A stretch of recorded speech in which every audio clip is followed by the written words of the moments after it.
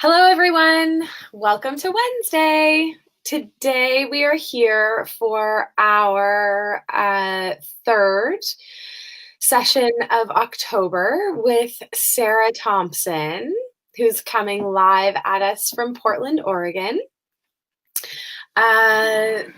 So Sarah is a eating disorder recovery coach, as well as a consultant and writer. And their business is called Resilient Fat Goddess, which I absolutely love. Every time I pull up your site to refer someone to it and I see the glowing picture of you on it, I just love it.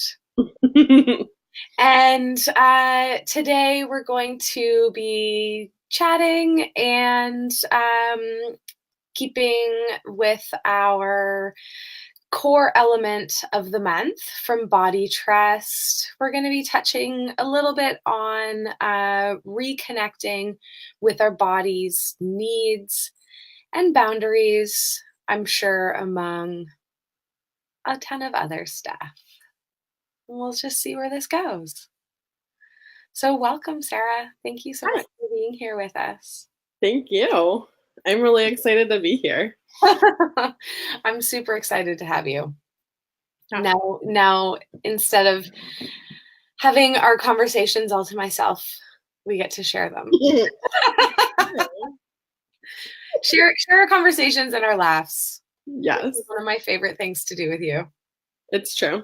I agree. So we will start off. I'd just like to know a little bit more about what brought you to this work and why you're passionate about it. What brought me to this work is my own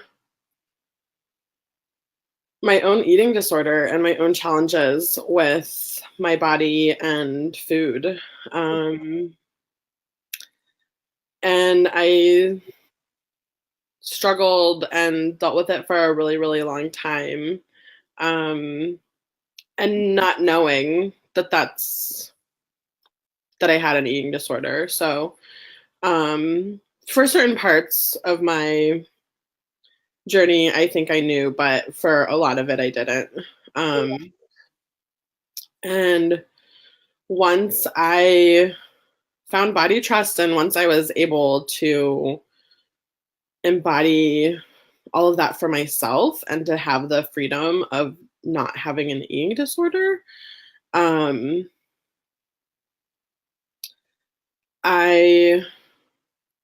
was automatically like hooked and felt like everybody needed to know how special Body Trust is. And I hesitated a little bit because part of me, I just said being free of my eating disorder, and I feel like there can be a lot to unpack with that. And I'm like, do I really believe in being completely free of it for the rest of my life? And, like the whole recovered versus recovery discussion pops into my head. And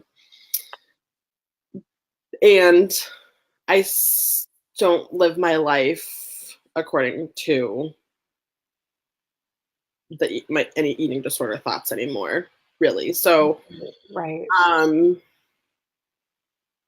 Yeah, that's what we can put a period on that. And what was the second question?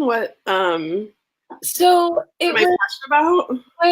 What brought you to this work and what are you passionate about? But I'm really glad that you circled back around to that comment that you made about being free, because I was going to ask, what does that mean for you? Yay. Yeah, like what is free from that mean for you? Yeah. Yeah, it really, I think it's the looking at the difference between the very much the like obsession and compulsion of thinking about my body every second of the day, Mhm. thinking about what food I was eating every second of the day, thinking about how either like ashamed I was for what I did, or thinking about how I was going to compensate for whatever I ate, whether that was exercise, purging, um, different different ways of doing that. And that took up a lot of time and space, and that took up a lot of energy, and really made my life really difficult because of course I kept trying to like have a regular life and keep doing my life, um and sometimes the eating disorder was quieter, sometimes it was like in a nice little shelf somewhere and it didn't look as stressful. But other times it was all of what consumed my life. Like if I was working or if I was at school, it was work, school, food. Like that was my life. And today, what recovery means to me is not not having all of that obsession and energy sucked up by the thoughts and needing to control and um, manage everything. Um, so it it kind of means having my life back Yeah. um, in a lot of ways, and getting to know who Sarah is without all of that BS. Yeah. I love that. I would say that most of my clients, say that they spend somewhere between 70 to 90% of their day thinking about food and their body. Yeah. So, what you've just so beautifully articulated is that, when you break free from that, there's so much possibility. There's so much Mhm. life waiting on the other side of that. Mhm. Yeah. Yeah. Awesome. Thank you. Mhm. And so, do we need to touch back on why you're passionate about it? Oh, I am passionate. Um, Did that sum it up? I don't know. really, yeah, that all works. Yeah, totally. Um, so can you tell us a little bit about what you focus on with your clients? Sure. Yeah. What do we focus on? I mean, it's different for every person because every person is at a different point in their recovery journey. And a lot of it focuses on kind of like interrupting the beliefs that people have had for a really long time about like food and their body and what all of that means, and then also interrupting the shame that Right. all of that creates, and like kind of like it's so much just like kind of holding a mirror up for people. Like, oh, you said this, and that makes me, I wonder if this fits for you. And like, what if we looked at it this way instead of the way that you're talking about it? And, um, and so it's really, I kind of feel like I have the best job ever when I'm coaching because to hear people like have things click and be like, oh, I shouldn't be so hard on myself. I'm like, yes. Totally. I know it really highlights for me anyway. And when I practice with myself, it really highlights how much of what we think, say, and do is kind of on autopilot. Mm-hmm. Yeah. Mm-hmm. Totally. So I'll and I find myself not always, but like often Mm-hmm. in this place of just observing, Mm-hmm. like, oh, that flew Absolutely. out of my mouth. Why? Like, what? Okay, sure. So yeah, it's kind of become this practice of yeah, I love how you articulated that of holding up a mirror. Yeah, because also most of the time my clients don't think that they're making progress. Or Right. they're not making enough progress. And I'm like, but you did this and this is what we talked about last week and Yeah. that that's progress. Like that's a big difference between what we were just talking about a week or 2 weeks ago. Yeah. And then they do the like, huh, like, oh yeah. Yeah. And so it's really cool to be able to offer that space and trust to be able to talk about stuff that is so personal and so vulnerable and so like we talked about already, like filled with shame, because talking Yeah. about those things are just usually really challenging for people. And to be able to reflect back what like people, like how people are growing or changing, or even if it's just maybe they thought about something in a different way and it didn't even like translate necessarily into actions yet. Like it's just a really, really great, amazing, cool, like magical thing to be able to be a part of that for someone. Yeah, I find so a couple of things kind of come to mind for me. Um, and one is that how I remember going to a coach a few years back, and she was talking to me about celebrating the small successes. Mm-hmm. And I was like, well, that's fucking dumb. I was like, who celebrates the small successes? Like losers. I'm here for big shit.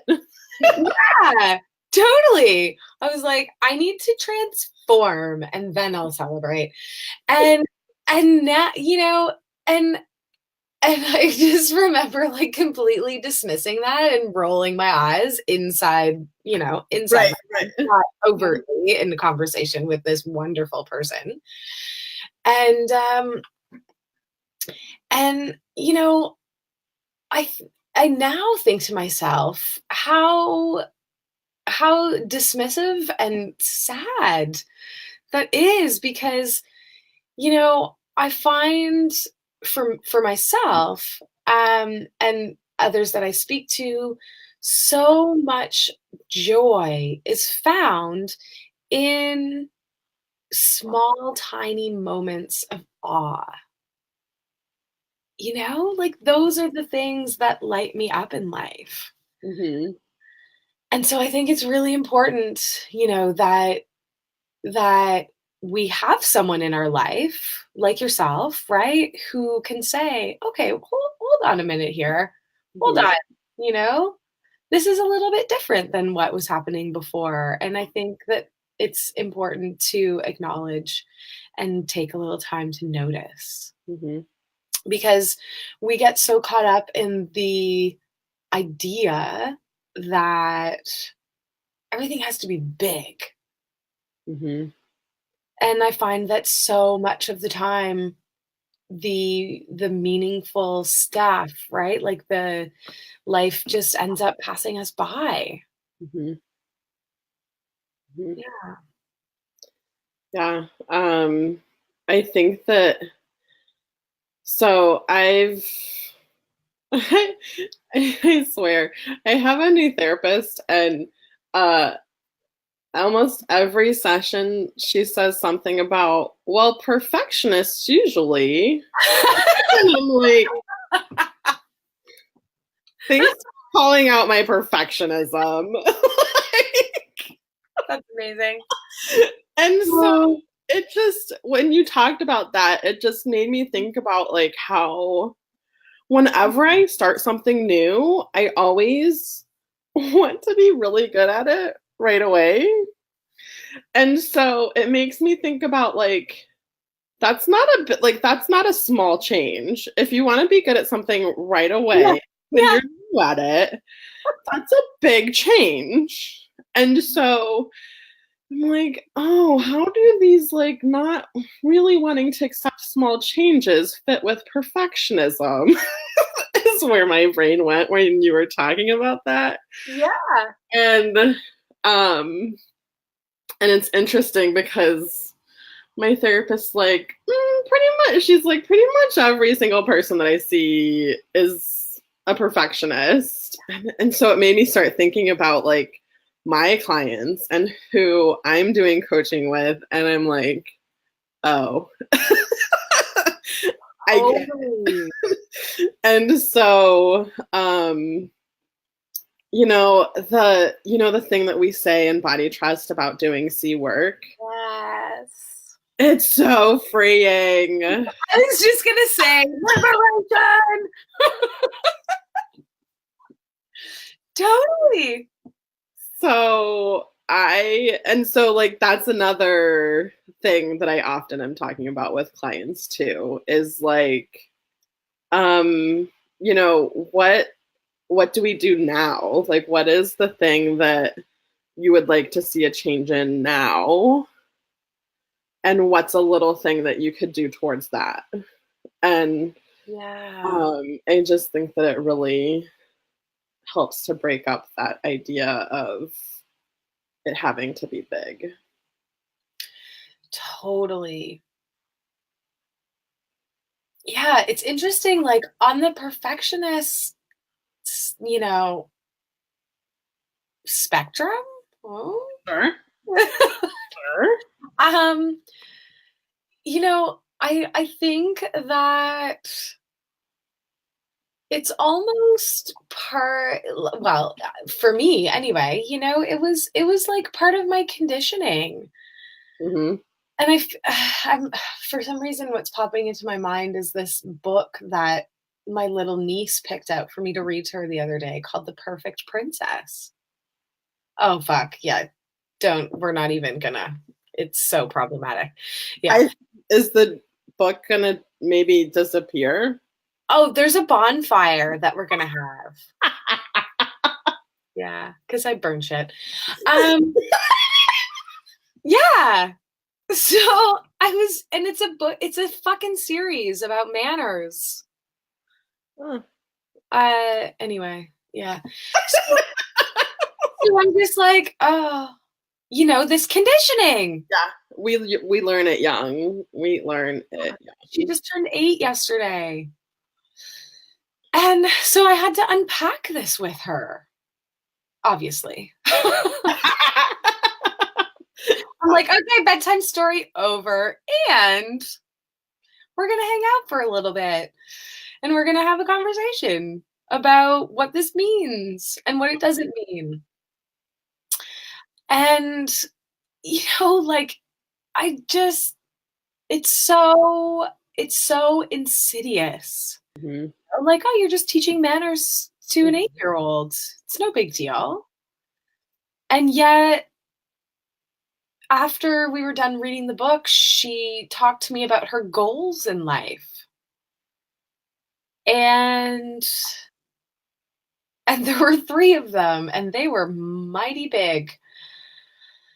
And it really hit home with me about what we are setting our little people up for. Mhm. You know, like, and I had the conversation with her. I said, "Well, what if you can't do those things? Like, what if those things aren't something that you're able to control, you're able to do?" And yeah, it was very um enlightening and extremely disturbing. Right. Yeah. Yeah. Yeah. So I mean, our conditioning, and you and I have had a little conversation about this. Oh. Yeah. And just how it really um it requires us to abandon our bodies, how this conditioning requires us to abandon our truth, Mhm. um, and abandon our needs and our boundaries, because essentially the goal of it Mhm. is to support others, not ourselves. Mhm. The way that I see it. Totally. I'm yeah, I mean, when we're conditioned to think more about our body size than to think about being a leader or being confident Yeah. or um, trusting our bodies, because when we're worried about our bodies not fitting into societal expectations or norms, um, we are not trusting our bodies. And so, yeah, that definitely all makes sense, that like to have to focus on that from the time, for a lot of people socialize as female um from a very young age. We don't get to develop Yeah. the same way as people who uh, that's not like the main focus of their life. Um, and that isn't to discount the body standards that there are for people socialized as male when they're kids, because that certainly exists. It does seem to be have a different impact and a different breadth, like Mhm, mhm. how much it encompasses. Um, and then what does that mean for people focusing on their bodies when their body doesn't match their gender or what they um, feel is true internally. Mhm. Um,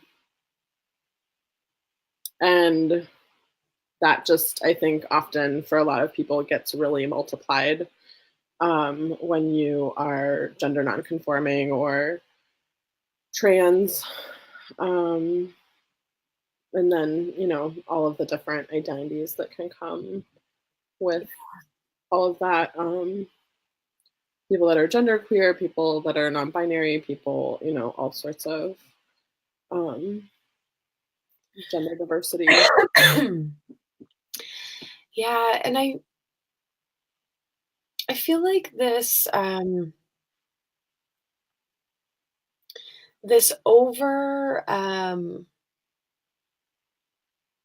ugh, I can't think of the word that I'm searching for right now, but this idea that we have that places or it makes us think that you can tell things by looking at a person, Hmm. right? So it's like this basis of judgment um, on people's outward appearances and not just their bodies even, but by the car that they drive or don't drive, the house that they live in, the clothes that they wear.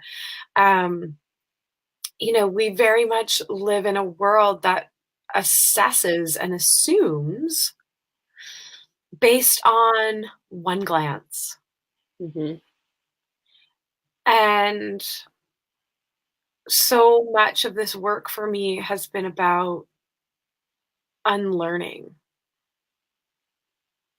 that that process Hmm. and just looking at someone and still having a clean slate, Hmm. until you engage in conversation with them and actually have a point of contact and touch with them that is deeper. Hmm. Definitely. It's interesting to think that like childhood is all about conditioning and adulthood is all about unlearning. I know. And that makes me think like, well, what do you do with kids that you want to condition and unlearn? you know, Yeah, because you have to teach little people how to yeah, exist in the world, but also not to do the best and not instilling all of the stuff that we have had to end up unlearning.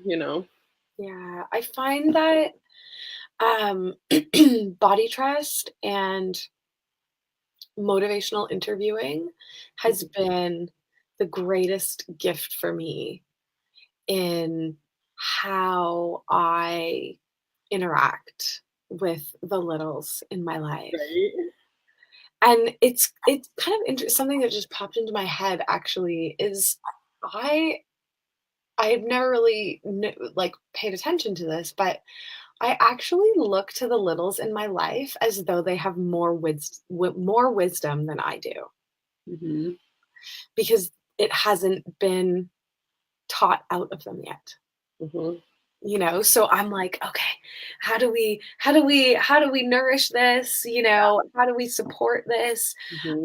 Um, and in my conversations with them, so much of what I talk about is coming back to their body. Hmm. And well, what does your body need? What does your body want? How does that feel in your body? Right. Does it feel good? Does it feel bad? Or what are the words that you would use to describe what it feels like? Hmm. Um, and constantly bringing it back to their experience and offering them autonomy. Hmm. And it's quite miraculous what happens, actually. It sounds like it. Yeah, I think this little, after unpacking that book with my niece, I asked her, I said, would you, so the book was teaching about jealousy and how to, anyway.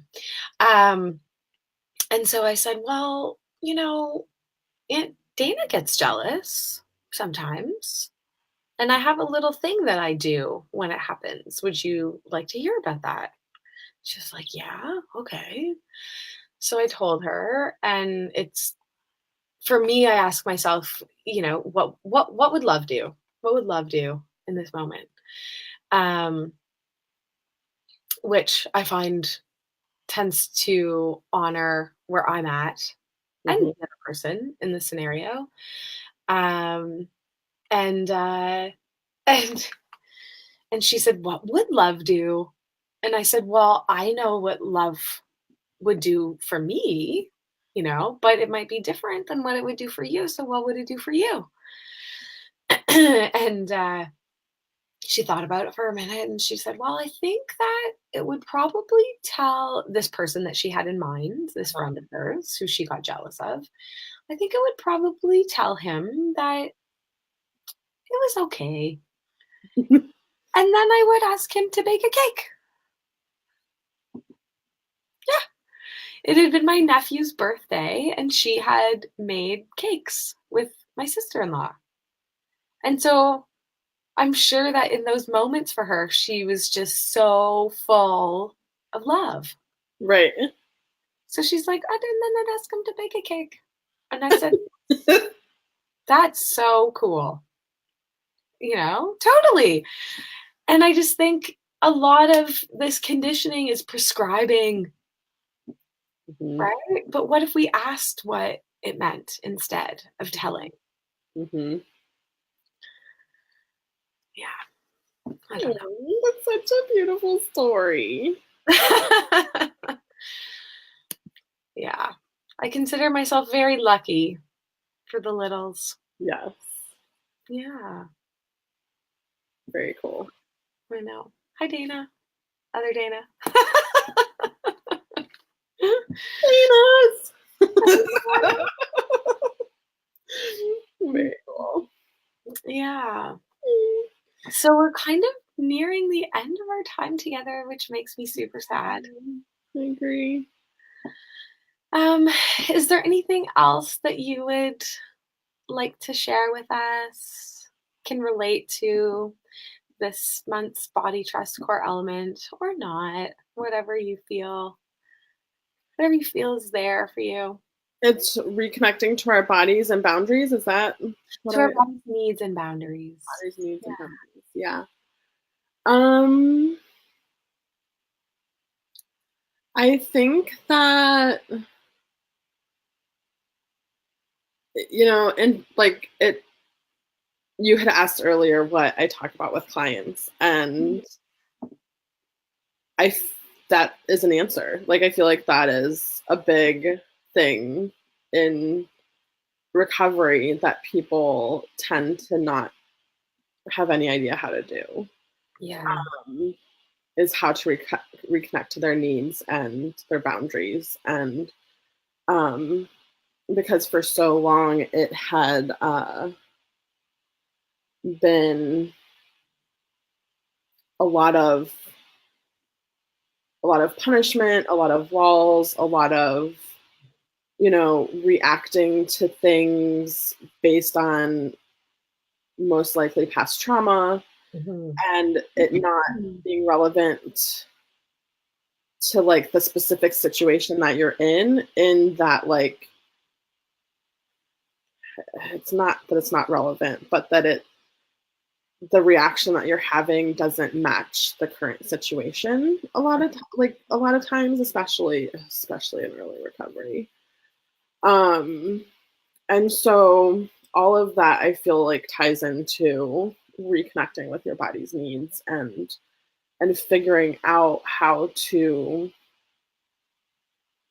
listen to your body again. Yeah. And for some people it can be learning from the beginning how to trust your body again, because there's people out there that have gone through things as babies where they haven't been allowed to like develop the trust in their body. And um so I just feel like I have to acknowledge that for some people, it's not a relearning, it's a learning. Um and that's tough. Like that is tough stuff because a lot of times people aren't in their bodies. People aren't present and people aren't able to be aware enough about their bodies to know when they're hungry or to know when they're full or to know when they're satisfied or what satisfaction even feels like when you're eating. Yes. And so all of those things are just, oh my gosh, I love having conversations about it. Like to Yeah. be able to explore that with someone and to, listen to them talk about what it is like for them and then hear about like what they tried or what worked or what didn't work um and boundaries are such an interesting thing. um yeah, and I think that learning to identify feelings and what our feelings are trying to tell us inform how we make boundaries, because if we don't listen, we either don't have boundaries Mhm. or we have really stringent boundaries. Right. And often that can happen with the people that we don't want that to happen with, or, like because of reacting to things that happened with previous people and not being able to um, have your nervous system and your body recognize that this is Mhm. not that person. Yeah, to And, discern. Yeah. yeah. And so there's like just a big amount of having to like learn to discern, what works right now and what doesn't. And yeah, I could probably talk about that for another 45 minutes. No, I think about Yeah. um, Lucy Aphramore and a conversation that she had with our cohort about the ways of knowing Mm. and just how it's almost a requirement of certain social conditioning Mm-hmm. to abandon Mm-hmm. our own ways of knowing ourselves. Mm-hmm. Um, it's almost, yeah, it's like it's kind of like a requirement. It's like, oh, well, here's what the norm is, here's what the standard is, here's what the expectation is. And, you know, even if we look at that and go, oh, that doesn't feel right for me, Mm-hmm. we start to um second guess that knowing and that information because everybody's doing it or whatever, like, well, that's just what you do. And so I'm really, I love this conversation and what you're saying about how, like, for a lot of people, it's not an unlearning, a relearning, it's a learning Mm-hmm. that information, that way of knowing is valid, is right, and is important, Mm-hmm. because we're kind of taught that other people are the experts, other people know more than we do. And I think it's really important that we give that autonomy and that power back Mhm.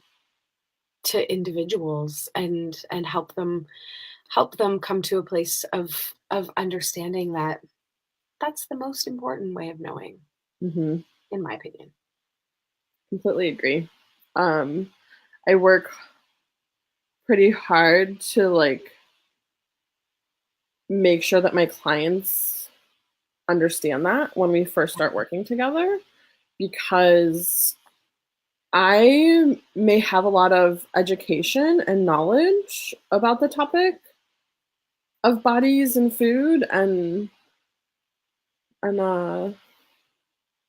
healing that goes along with that. Mhm. But I am not the expert on their body. I'm not the expert on their healing, Yeah. right? Like exactly like what you just said. And so and I think that people are so not used to Yeah. that.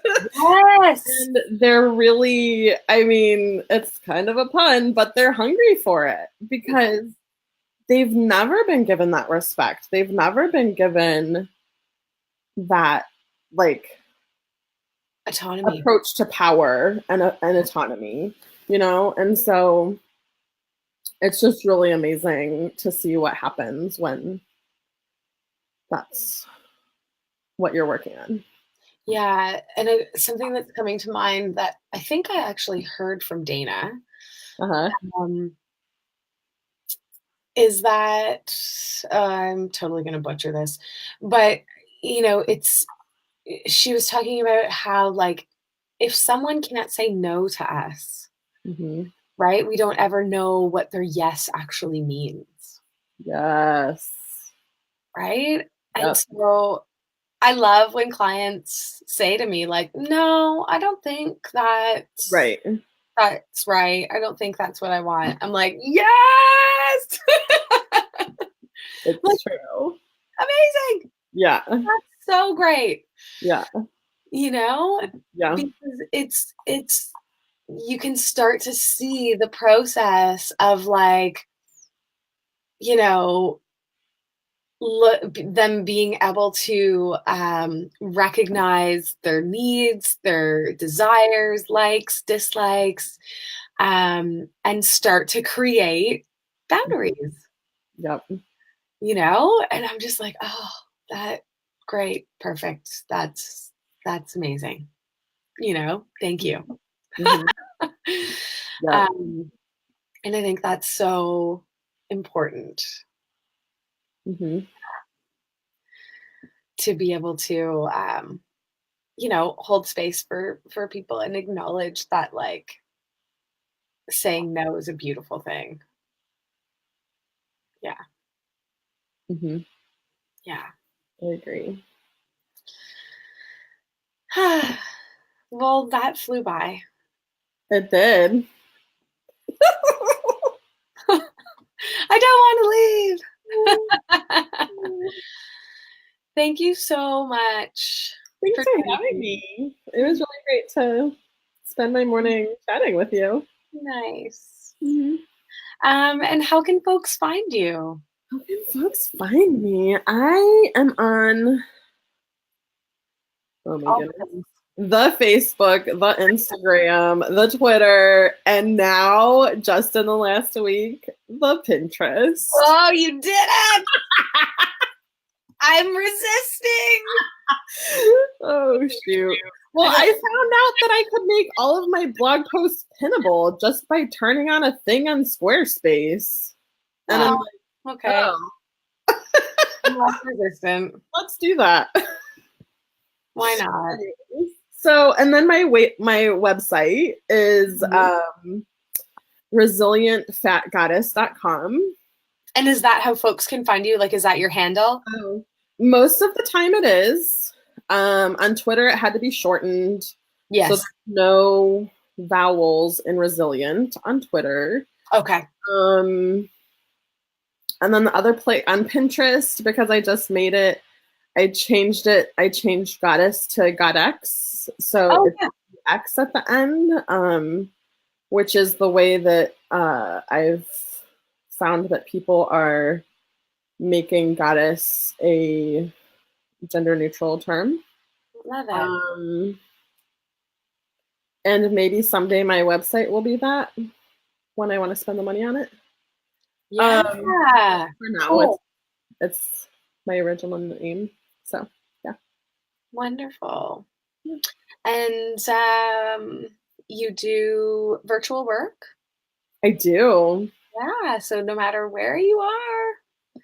Yeah, half of my clients are international to me, and I'm in the US. So yeah. Lovely. Mhm. Wonderful. Well, thank you so much for being here. Thank you. And for those of you watching or yet to watch, this will be on my Facebook. I will post it in the event page. It will also be on my blog and hosted by my YouTube channel. That's a weird thing for me. Um, yeah, thank you so much for spending this time with us. And I look forward to chatting with everyone next week. I can't believe it's the end of October. So I will be solo next week, just sharing a little bit about our body trust core element for November. We've got some wonderful speakers coming up as well. Thanks, Sarah. Thank you, Dana. Bye, everyone.